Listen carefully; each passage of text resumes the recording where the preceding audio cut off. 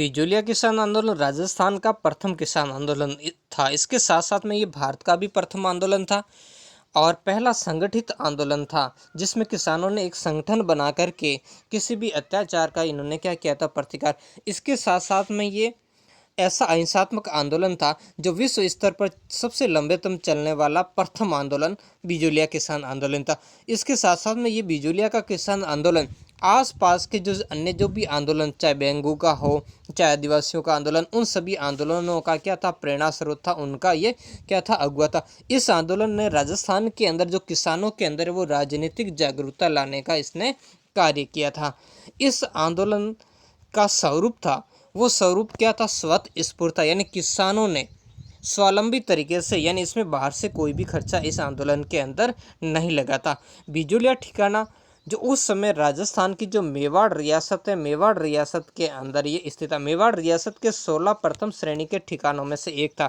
इस जो बिजोलिया ठिकाने की स्थापना जो की थी वो अशोक परमार ने की थी। जगनेर के अशोक परमार को राणा सांगा ने अपनी सेवाओं से खुश होकर के, यानी युद्धों आदि में उनकी सहायता के बदले में उन्हें उस समय ऊपर माल की जागीर प्रदान की थी। और जो ऊपर माल की जो जागीर थी उसका सदर मुकाम बिजोलिया था। और ये वर्तमान के अंदर जो राजस्थान का भीलवाड़ा जिला, उस भीलवाड़ा जिले के अंदर स्थित था। यहाँ पर किसानों ने विभिन्न प्रकार की लाग बागों के विरुद्ध, ठिकाने के विरुद्ध संघर्ष किया था। साथ साथ में उस समय किसानों से क्या ली जाती थी, बैठ बेकार ली जाती थी, यानी बिना मेहताने के किसानों से क्या लिया जाता था, कार्य, यानी बिना पारिश्रमिक के किसानों से कार्य करवाया जाता। ये बहुत ही महत्वपूर्ण ढंग से आंदोलन चला था, जो प्रारंभ में स्वतःस्फूर्त आंदोलन चलेगा, फिर राष्ट्रीय स्तर को धारण करेगा और अंत में इस आंदोलन का क्या हो जाएगा, डिक्लाइन, यानी पतन हो जाएगा। तो नमस्कार दोस्तों, मैं हूं अशोक कुमार और आपका मेरे चैनल पर स्वागत है। और आज हम देखेंगे इस बिजोलिया किसान आंदोलन के बारे में।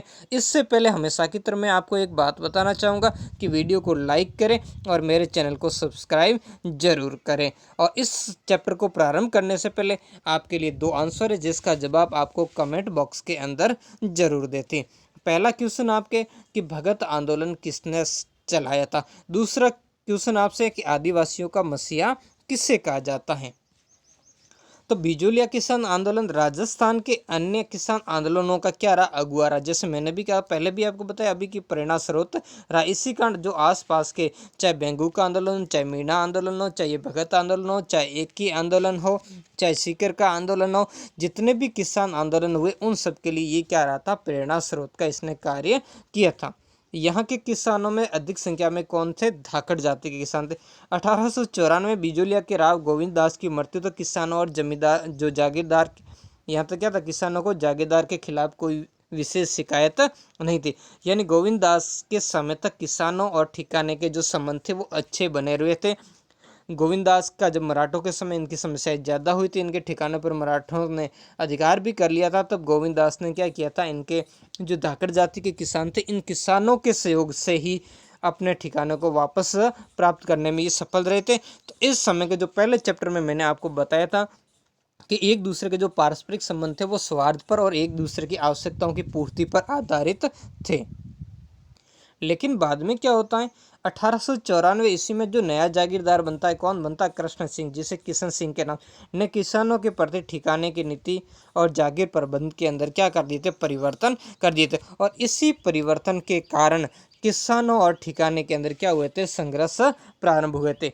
इसके समय, कृष्ण सिंह के समय, लगभग 84 प्रकार की लाग बाग किसानों से ली जाती थी, जिससे उनकी मेहनत की कमाई का जो 87 यानी 87% भाग है वो किसानों से जागीरदार ले लिया जाता था। तो बाकी थोड़ा बहुत भाग बता था, जिससे किसान अपने परिवार की पालन पोषण भी मुश्किल से कर पाता था।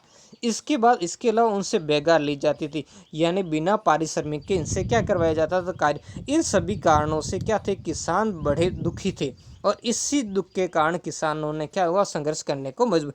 इसी समय की 1897 की बात है और 1897 से ये आंदोलन प्रारंभ होता है। गिरधरपुरा गांव में गंगाराम धाकड़ के पिता की मृत्यु भोज, जो वर्तमान समय के अंदर भी आप देखते हो कि विभिन्न अपने यहाँ पर मृत्यु भोज आयोजित होता है, जिसमें खाना बनाया जाता है और उसमें बहुत सारे जो लोग हैं गांव के साथ साथ में बाकी जो रिश्तेदार, सगा संबंधी वगैरह, वो सभी इकट्ठा होते। हालांकि वर्तमान समय के अंदर सरकार ने मृत्यु भोज पर रोक लगाने का बहुत ही प्रयत्न कर रही है।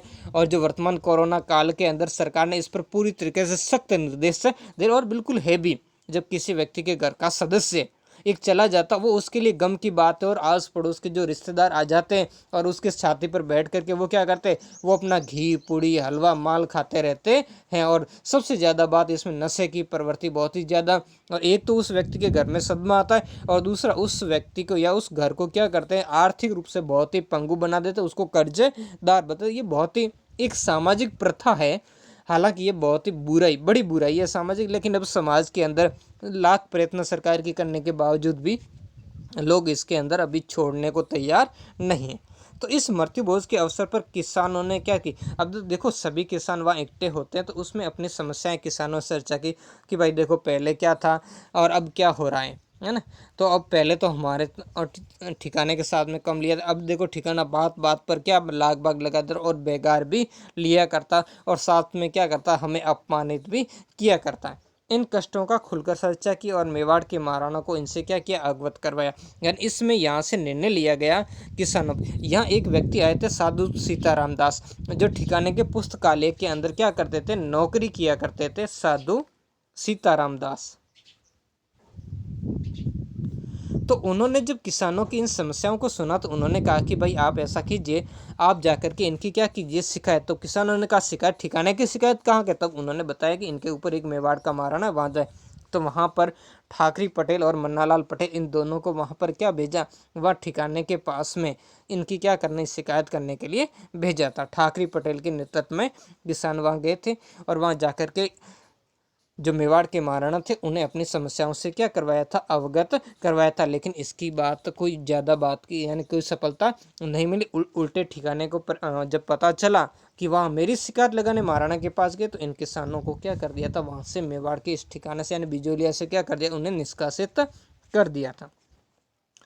महाराणा ने सुनवाई के बाद किसानों की लागत और बेगार संबंधित शिकायतों की जांच के लिए राजस्व अधिकारी था हाकिम हुसैन, इसके नेतृत्व में क्या किया था, इसको नियुक्त किया था। ये यहाँ आए थे हामिद हुसैन ने ठिकाने के विरुद्ध जो महकमा खास था, वहाँ का जो राजस्व विभाग था, वहाँ क्या दी थी, एक रिपोर्ट दी थी। लेकिन उस रिपोर्ट का कोई परिणाम नहीं निकला। यानी क्या किया था, राज्य की तरफ से मात्र 1-2 लागतें कम कर दी थी। यानी राज्य की तरफ से कोई विशेष किसानों की सुनवाई नहीं की थी, मात्र 1-2 लागतें कम करने को कहा गया। और इन सभी बातों से कृष्ण सिंह का क्या बढ़ गया, हौसला बढ़ गया, बहुत ज़्यादा हौसला बढ़ गया कृष्ण सिंह, क्योंकि वहाँ जब शिकायतें नहीं और इसके अलावा इस पर कोई विशेष ठिकाने पर कार्रवाई नहीं की गई, तो इसने अब क्या किया था, दमन चक्र चला दिया था। किसने, राव कृष्ण सिंह ने। यानी किसानों को वहाँ से निष्कासित, जो शिकायत करने गए उनको निष्कासित करना, बाकी की धरपकड़ करना, इस तरीके की कार्रवाई की गई। विभिन्न प्रकार की लागू और 1899 से 1900 के भयंकर दुर्भिक्ष यानी छप्पनिया काल। छप्पनिया काल क्यों कहा था, क्योंकि इस समय विक्रम संवत था 1856। क्योंकि देखो हमारा जो देसी कैलेंडर है वो विक्रम संवत के ऊपर चलता था, और विक्रम संवत कब से प्रारंभ होता है, 57 ईसा पूर्व से ये प्रारंभ होता है। तो यहाँ से इसी कारण ये आप यहाँ से जोड़ लीजिए, ये कब बनता है, अब इसमें आप जोड़ेंगे 57, इसमें आप ऐड कर लीजिए, तो ये कब होगा, 13 और 5 और अपना 8 5 और 5 10 और 1 11। तो इस तरीके से 1913 के आसपास में, यानी ये जो छप्पनिया काल हमारे सन के अंदर इसके कहते, तो उस समय का ये क्या हुआ था, भयंकर एक दुर्भिक्ष पड़ गया था।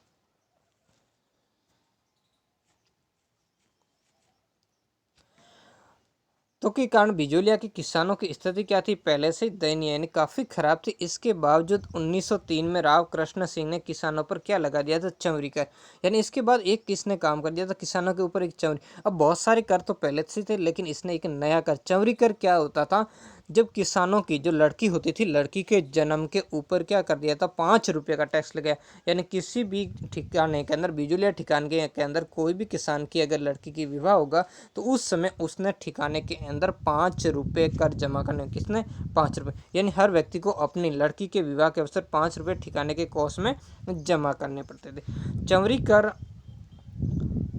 बिजोलिया वासियों के लिए आर्थिक रूप से तो भार स्वरूप था ही, साथ में ये सामाजिक रूप से भी घोर अपमान। अब देखो सामाजिक रूप से अपमान कैसे था, जिससे अभी तक देखो हमें कन्यादान देते, किसी भी लड़की का विवाह था उसमें कन्यादान तो दिया जाता, तो उस समय जो गांव के जितने भी व्यक्ति थे वो क्या करते थे, अपनी आर्थिक स्थिति अपने सामर्थ्य अनुसार उसमें अपना योगदान देते थे। लेकिन यहाँ तो कन्यादान देने की जगह उल्टा लेने की बात हो रही है। तो इन सभी बातों से क्या हुए थे, यहाँ के जो किसान थे उन किसानों में प्रतिक्रिया हुई कि भाई ये तो गलत है। आर्थिक बोझ तो था ही था, और साथ साथ में सामाजिक रूप से क्या था, हमारे साथ अपमान था। तो किसानों ने इसका क्या किया था, मौन विरोध किया था, और 2 वर्ष तक अपनी कन्याओं का विवाह नहीं किया था। यानी 200 के समथिंग लगभग लोग, किसान लोग ठिकाने के पास गए थे और उनसे कहा था, जब ठिकाने ने स्वीकार नहीं किया था उन्होंने कहा कि भाई हम क्या करेंगे, विवाह अपनी लड़कियों का क्या करेंगे, आप जब तक कर नहीं उठाओगे तब तक हमें इसका क्या। तो किसानों के प्रतिरोध के आगे राव को चौरी कर उठा देने और फसल में ठिकाने का हिस्सा 2/5 लेने और खूंटा करने वाले हवलदारों के साथ 20 आदमी नहीं भेजने के बाद, अब देखो ये खूंटा क्या है। पहले तो इस समय कुछ किसान देखो संवरी कर भी, बाद में किसान कहीं छोड़ करके मालवा भी गए, जमीनें छोड़ करके मालवा भी चले गए थे, और इस कारण ठिकाने को मजबूर होकर के क्या करना पड़ा, किसानों से समझौता करना पड़ा, उन्हें वापस भी बुला। तो अब ठिकाने प्लस में से ठिकाने का हिस्सा 2/5 लेना, और कुंता, कुंता देखो लाटा और कुंता होता है। अब 2 शब्द है, एक तो लाटा और दूसरा शब्द है कुंता। अब देखो लाटा क्या होता है, लाटा के अंदर जब फसल कटाई होकर के उसकी गठरी बांध करके एक जगह जब इकट्ठी कर ली जाती थी उसे कहते थे लाटा। यानी एक जगह होती थी, उस जगह को साफ करके वहां पर क्या कर लेते थे, एकटा। ये वर्तमान में भी लाटा आप सभी समझते हो वैसे क्या पॉइंटा। फिर क्या होता था, ठिकाने की तरफ से आदमी आता था, वो आदमी क्या करता था, उसको देख करके अनुमान के आधार पर उसका राजस्व यानी उस जो लाटा यानी जो गठरियां होती थी फसलों की, उसको देख करके अनुमान के आधार पर भू राजस्व निर्धारित करता था। उसे ही क्या कहता था, कुंता कहा जाता था, और इसको संयुक्त रूप से लाटा कुंता। तो इस समय ये कुंता करने आते थे तो अपनी मन मर्जी से उस फसल का क्या करते थे, अनुमान लगाते। किसान इससे बड़े पीड़ित थे। किसान कहते भाई वास्तविक जितनी उपज होती है उसके आधार पर आप जितना भी टैक्स ले लो, निर्धारित कर दो, वो कोई दिक्कत नहीं है, लेकिन आप अनुमान के आधार पर जो फसल काट कर रखी जाती है उसके ऊपर आप कर रहे हो। लाठा के ऊपर ये बहुत ही जो क्या है कष्टदायक था, और इसको बड़ा चढ़ा करके इसके किया जाता था, और बड़ी क्रूरता। जब आते थे ठिकाने के आदमी उसके सामने लठत लेकर के आते थे, और जो किसानों के साथ बड़ा दुर्व्यवहार करते थे, और किसानों की एक भी नहीं सुनी जाती थी। तो इस कारण किसानों ने कहा कि भाई ये नहीं। तो अब क्या करते थे कि जो हलदार आएंगे यानी जो कुंता करने के लिए ठिकाने की तरफ से आदमी आएंगे, उसके साथ में कोई लठित नहीं भेजे जाएंगे। 1906 में एक दो तारीख आपको याद रखनी है। एक तो 1903 में चमरी कर लगाया था, और एक 1906 के अंदर तलवार बंदाई कर लगाया था। ये 2 चीज़ें। बिजूलिया के नए स्वामी पर थे। देखो पहले का जो कृष्ण सिंह था उसके समय के अंदर किसानों के साथ में समझौता हो गया था, और उस समझौते के बाद में जो भी हमने ऊपर की घोषणाएं थी, इसके कारण किसानों ने कुछ आंदोलन भी ये वापस ले, क्योंकि उस समय जो 56 अकाल पड़ा था उस अकाल के अंदर भी राव कृष्ण सिंह ने किसानों की कुछ मदद की थी, और इस मदद के बदले किसान उससे क्या हो गए, थोड़े बहुत उससे क्या होते प्रभावित भी हो गए थे। लेकिन 1906 के अंदर जो नया यहाँ का ठिकाने का स्वामी बना था पृथ्वी सिंह। अब देखो पृथ्वी सिंह यहाँ से नहीं था, क्योंकि जो राव कृष्ण सिंह था, उस राव कृष्ण सिंह के क्या थी, कोई वो निसंतान मर गया था, यानी उसके कोई संतान नहीं थी। तो अब देखो यहाँ ठिकाने के अंदर रिवाज होता है कि किसी भी जो ठिकाने का जो मुख्य जागीरदार उसी के किसी वंशज को बैठाया जाए। तो इस समय जो यहाँ का ठिकाना कहाँ था, अशोक परमार ने स्थापित किया, तो जगनेर में था। वहाँ से इस पृथ्वी सिंह को लाकर यहाँ बैठे। न तो यहाँ किसानों की समस्याओं से प्रेरित था, और न यहाँ की किसी समस्याओं से इसका कोई लगाव था। इस कारण यहाँ इस समय क्या थी, समस्या थोड़ी ज़्यादा ही इस समय यहाँ बढ़ गई थी। इस बढ़ी हुई समस्या के बारे में ही हम यहाँ देखेंगे, और इससे ही किसानों को क्या कर दिया था, उग्र कर दिया था।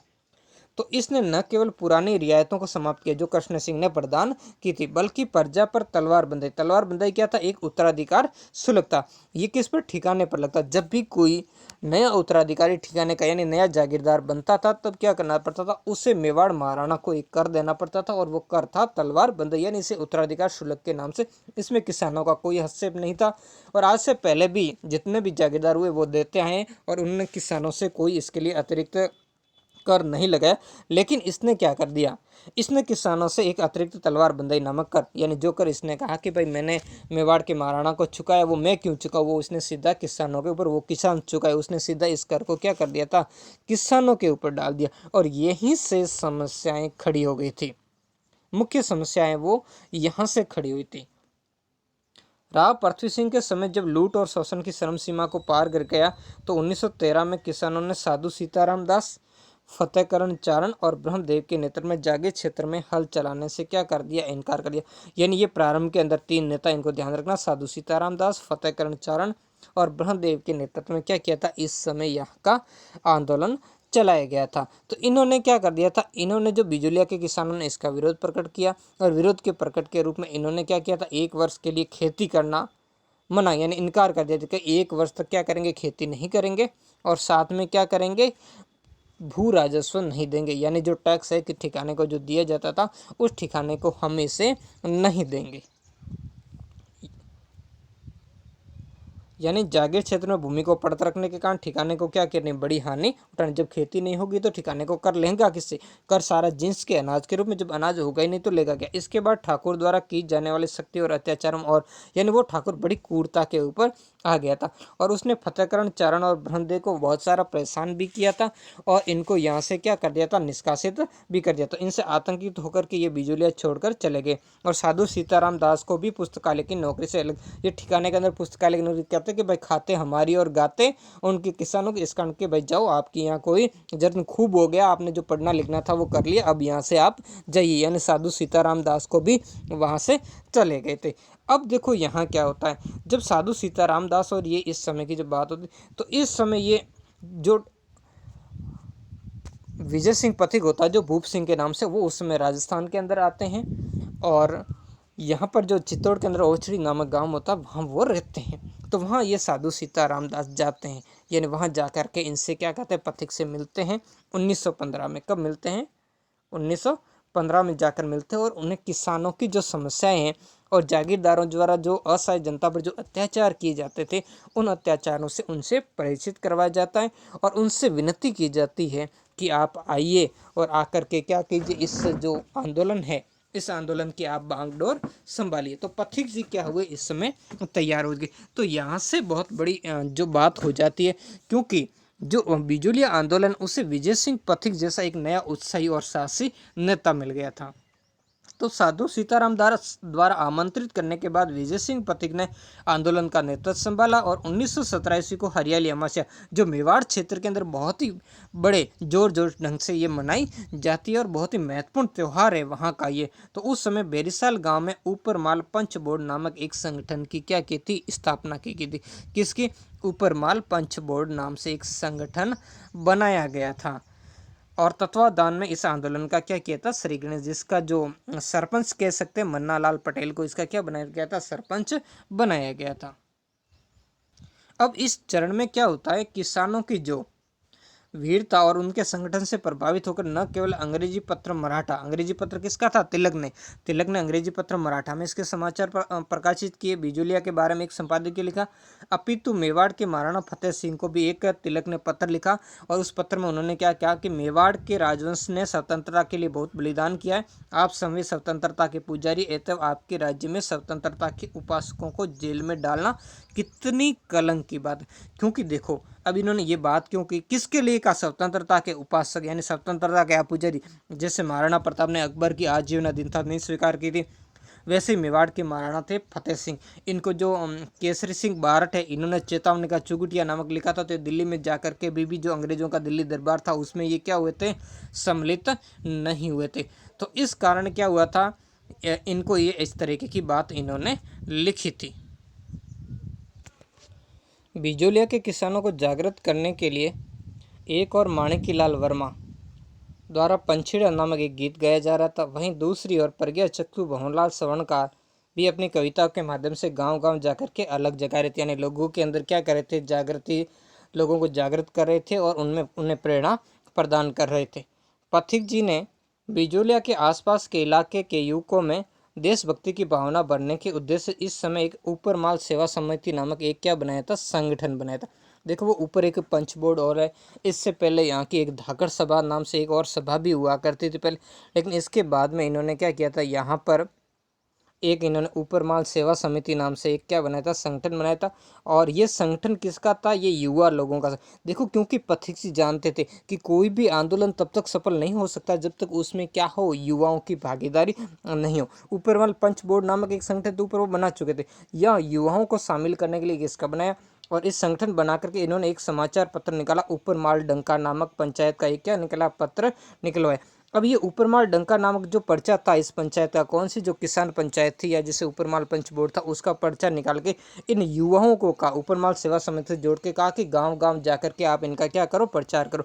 तो युवाओं ने क्या किया था, देश जो इस बिजुलिया के यानी पूरे क्षेत्र के अंदर किसानों के घर घर जाकर के इसका प्रचार किया।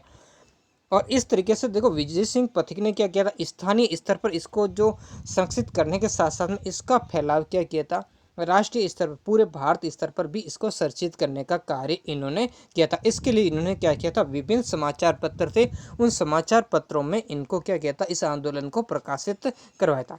आंदोलन को देश भर में संरक्षित करने के लिए पथिक जी ने किसानों की तरफ से कानपुर से निकलने वाले समाचार पत्र था प्रताप, जिसके संपादक थे गणेश चंद्र विद्यार्थी, उनको क्या किया था, गणेश शंकर विद्यार्थी को चांदी की राखी भेजी थी। और इस राखी को उन्होंने स्वीकार करते हुए इस एक पूरी श्रृंखला बनाई थी। इस बिजुलिया किसान आंदोलन पर इन्होंने श्रृंखला और इसके होने वाले अत्याचारों को इन्होंने क्या किया था, प्रकाशित किया था। गणेश शंकर विद्यार्थी ने राखी स्वीकार करते हुए आंदोलन को समर्थन देने का आश्वासन दिया और प्रताप समाचार पत्र ने बिजुलिया किसान आंदोलन को राष्ट्रीय पहचान दिलाई। इसके अलावा जो प्रेमचंद, जो वही मुंशी प्रेमचंद है जिन्होंने गोदान नामक अपने जो रचना भी लिखी थी, उपन्यास था उनका, उन्होंने रंगभूमि में मेवाड़ के जिस जन आंदोलन का चित्रण किया, उन्होंने स्पष्ट नहीं कहा कि ये बिजुलिया, लेकिन जिस जन आंदोलन का चित्रण किया वो इसकी पृष्ठभूमि पर आधारित था, किसकी, बिजुलिया किसान आंदोलन का ही प्रतिबिंब था, यानी इसी की पृष्ठभूमि पर उन्होंने उसे लिखा था। इसके अलावा और भी जैसे अभ्युदय थे, समाचार पत्र थे, और जैसे तिलक का जो मराठा नामक समाचार पत्र था, भारत मित्र नामक समाचार पत्र था, ऐसे बहुत सारे समाचार पत्रों के अंदर क्या था, इसका प्रकाशन करवाया। और इस तरीके से इस आंदोलन को क्या थी, विजय सिंह पथिक ने इसको राष्ट्रीय पहचान दिलवाई थी। उदयपुर राजस्थान राज्य सरकार ने अप्रैल 1919 में बिजोलिया के किसानों की शिकायतों की सुनवाई के लिए मांडलगढ़ का हाकिम था बिंदुलाल भट्टाचार्य की अध्यक्षता में एक आयोग, पहले जो हाकिम जो हामिद हुसैन था उसके नेतृत्व में आयोग बनाया गया था, और बाद में अब दूसरे चरण अब बिंदुलाल भट्टाचार्य के नेतृत्व में आयोग, दो व्यक्ति इसके साथ में, फजल अली और ऐसे दो व्यक्ति इसके साथ में और थे, एक ठिकाने से था और एक वहाँ का जो न्याय मित्र था। इन तीनों की अध्यक्षता के अंदर क्या किया था, यहाँ एक समिति भेजी गई थी। आयोग ने किसानों के पक्ष में अनेक सिफारिशें की थी, यानी आयोग ने क्या किया, किसानों की शिकायतों को सही पाया और काफ़ी सारी बेगार को बंद करने और काफ़ी सारी लाग बाग को भी क्या किया था, इनको समाप्त करने का इन्होंने क्या दिया था, परामर्श दिया था, यानी इसकी सिफारिश दी थी। लेकिन इस सिफारिश को मेवाड़ सरकार द्वारा इनकी तरफ से कोई ध्यान नहीं दिया और आंदोलन पूर्ण, यानी मेवाड़ सरकार ने ध्यान नहीं दिया, तो इससे ठिकाने का क्या हुआ, वापस मनोबल क्या है, वो मनोबल बढ़ गया था। तो इस तरीके से क्या हुआ इसके बाद में, और इस समय की यहाँ पर बात थी कि ये जब आंदोलन चल रहा था उसी समय के अंदर जो सरकार ने मेवाड़ और आसपास के इलाकों में, यानी ब्रिटिश सरकार ने क्या की, सतर्क हो गई थी और उसने घोषणा की कि मेवाड़ और आसपास के पहाड़ी इलाकों में बहुत से भी घुस आए हैं और वो रूसी क्रांति के आधार पर क्या करना चाहते, सशस्त्र संघर्ष करना चाहते थे। तो इस प्रकार ब्रिटिश सरकार और मेवाड़ के महाराणा और अन्य जागीरदारों, इन सब पर क्या इन दबाव डाला, और इन सब ने क्या किया, इस आंदोलन को ये दबाव डाला कि ब्रिटिश सरकार ने मेवाड़ के महाराणा और अन्य जागीरदारों पर इस आंदोलन को जल्दी से जल्दी कुचल दिया जाए। तो इस तरीके से अब देखो जागीरदार तो यही चाहता था, उसने क्या किया, दमनपुर किया, उसने विजय सिंह पथिक की गिरफ्तारी का प्रयास किया। तो इसी कारण विजय सिंह पथिक यहाँ से क्या कि बिजुलिया छोड़कर कोटा चले गए। कहाँ चले गए, कोटा की सीमा के अंदर चले गए और वहाँ से ही इस आंदोलन का नेतृत्व वो करते रहे।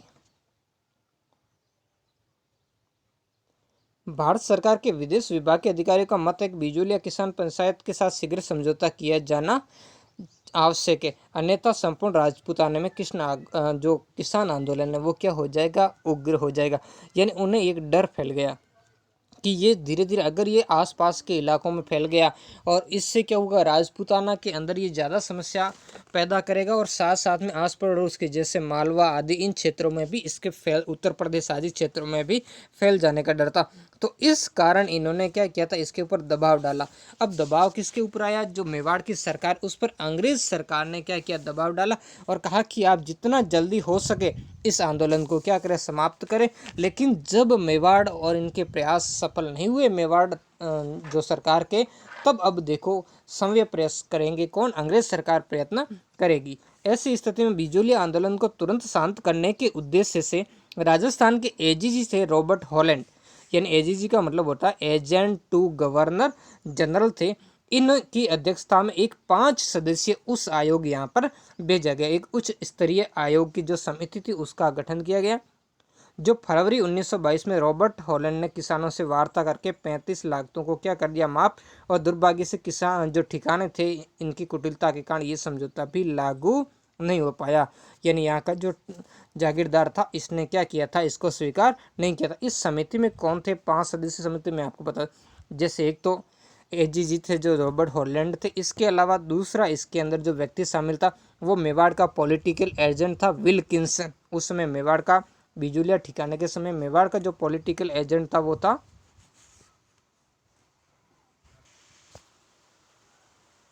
विल्किंसन।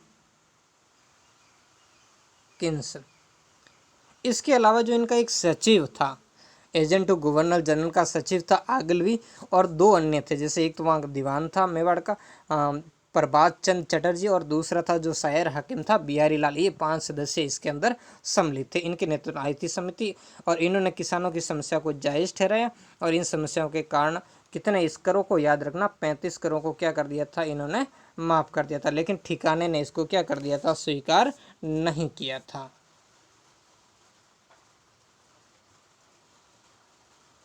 तो अब क्या हुआ, जब स्वीकार नहीं किया तो ये आंदोलन क्या हुआ, फिर से समस्याएं वैसी की वैसी बनी रही थी। तो अब इसका हम तीसरा पार्ट देखेंगे।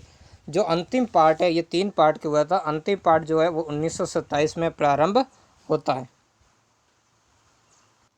इस पार्ट में क्या होगा, इस आंदोलन का क्या हो जाएगा, पतन हो जाएगा, यानी इसमें क्या होंगे, फिर जो इसके नेतृत्व करने वाले नेता हैं उन खुद में मतभेद उभर आएंगे। 1927 में नए बंदोबस्त के विरोध में किसानों ने ठिकाने पर दबाव बनाने के लिए विजय सिंह पथी के परामर्श के बाद ऊंची लगान दरों के विरोध में अपनी माल भूमि क्या कर दी, छोड़ दी। अब देखो क्या हुआ था, इस समय क्या किया था, जो मेवाड़ ठिकाने था उसका एक क्या कराया था, पूरे इस जो मेवाड़ क्षेत्र के अंदर एक बंदोबस्त करवाया था। विशेषकर इस बिजुलिया ठिकान के एक व्यक्ति थे ट्रेंस की अध्यक्षता में क्या था, ये कमीशन आया था जिसने क्या किया था, जमीन का बंदोबस्त किया था। इस जमीन के बंदोबस्त में इन्होंने क्या किया था, जमीन को 2 भागों में बांट दिया था, एक सिंचित और एक असिंचित। तो सिंचित जमीन थी उस पर टैक्स कम कर दिया, जबकि असिंचित जो भूमि थी उस पर टैक्स बढ़ा दिया था। तो इस तरीके से जब ऊंची लगान दरों के कारण जब ये व्यक्ति कहाँ गए, ये सारे यहाँ के किसान जब विजय सिंह पथिक के पास में गए, क्योंकि विजय सिंह पथिक इस समय जो फुसारिया नामक गांव थे वहाँ गांव के अंदर रहा करते थे, क्योंकि या मेवाड़ ठेकाने की गिरफ्तारी से बचने के लिए। तो फिर वहाँ पर किसान गए, विजय सिंह से पथिक से मिले, लेकिन विजय सिंह पथिक ने इस बार क्या था, अब इसकी विजय सिंह पथिक की जो दूरदर्शी सोच इस बार काम नहीं आई थी।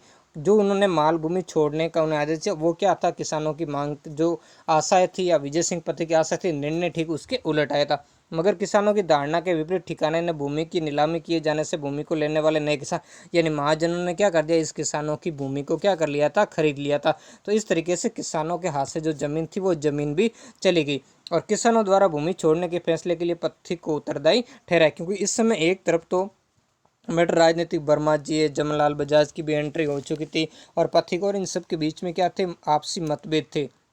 और दूसरी तरफ ये किसानों के पक्ष में जब ये उल्टा फैसला चला गया था, जो इनके पथिक के विरोधी जो नेता थे उनका भी दाव लग गया और इस तरीके से यहाँ पर क्या कि किसान पथिक से रुष्ट हो गए और पथिक जी यहाँ से क्या हो गए, 1927 में इस आंदोलन से अलग हो गए।